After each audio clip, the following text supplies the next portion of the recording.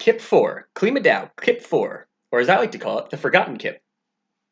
So much attention has been given to KIP-3 because of our beautiful APY that this one's kind of flown under the radar, but I actually think this one's super interesting. I'm super excited for it, and I think that there are a myriad of potential long-term benefits. So I'm just going to go over this as quickly and as easily as possible. The thing with KIP-4 is that it does require some knowledge of things like liquidity pools, bond rates, mining rewards, and things like that. There's really wonky technical terms. I'll try to keep this as simple as possible.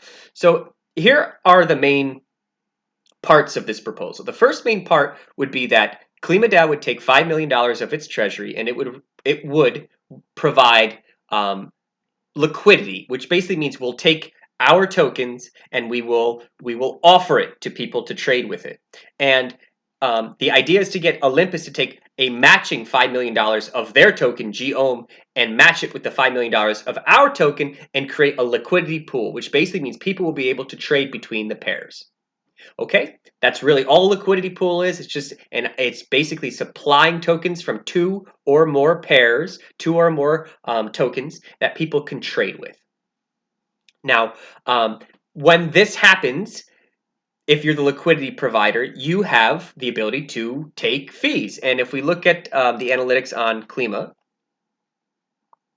that's exactly what the protocol has been doing. They have been offering liquidity pool, have been a liquidity provider, and they've taken in approximately $7.6 million of liquidity provision fees. So this would be another way to kind of collect fees.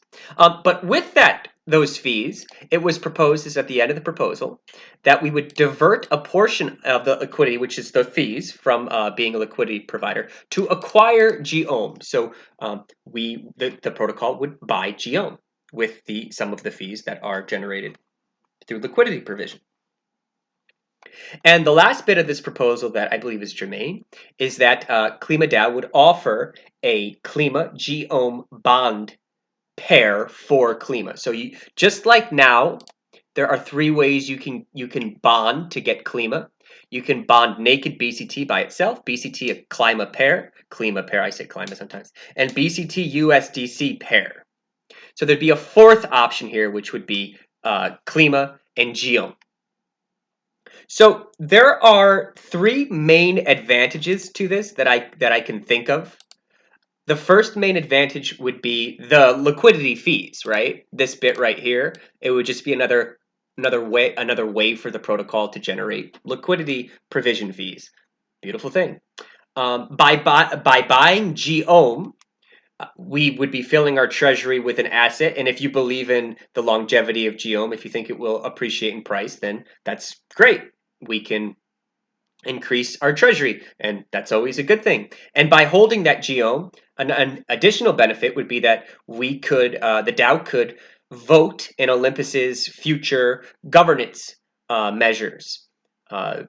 Similar to how anybody who holds staked Klima now can vote in our governance measures. So we'd have some say in their protocol, which is a cool thing. And we'd also be able to retain some GOM liquidity if Olympus decides to move what's called protocol owned liquidity to the Polygon chain. Now I'm getting wonky, but that is a good thing. There's really no simple way to explain that without getting in the weeds.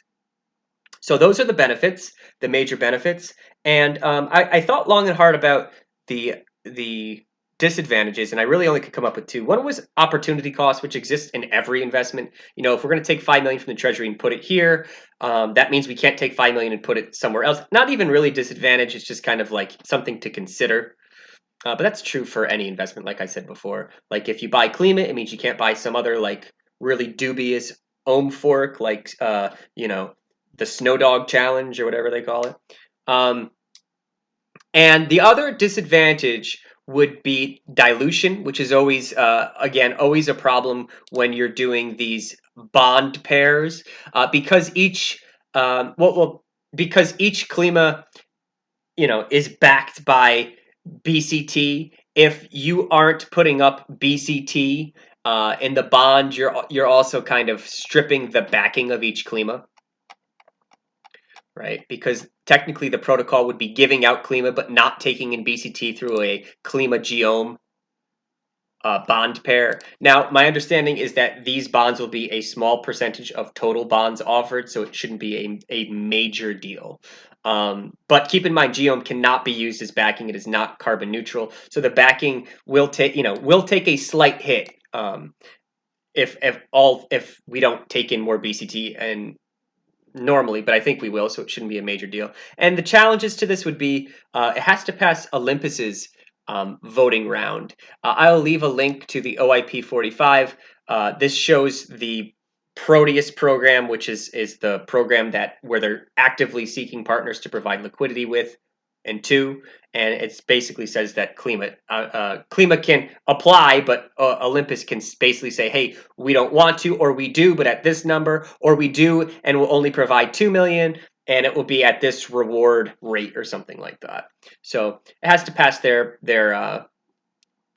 governance structure as well. If it does, I think this is a really cool thing. Like I said before, it has long-term ramifications, which could be really beneficial to the protocol. And I'll say this at the end of every video. If you have more questions, I would highly encourage you to go into the Klima Discord policy forum. There's people way smarter than I am that can give you answers in detail. And that's where I'm learning this information, so you can as well if you're interested. Um, that's pretty much it. Keep Klima on, suck up that carbon. Let's go, baby. Klima. Oh, shout out to Business Pepe and Crypto Strong. You guys are awesome.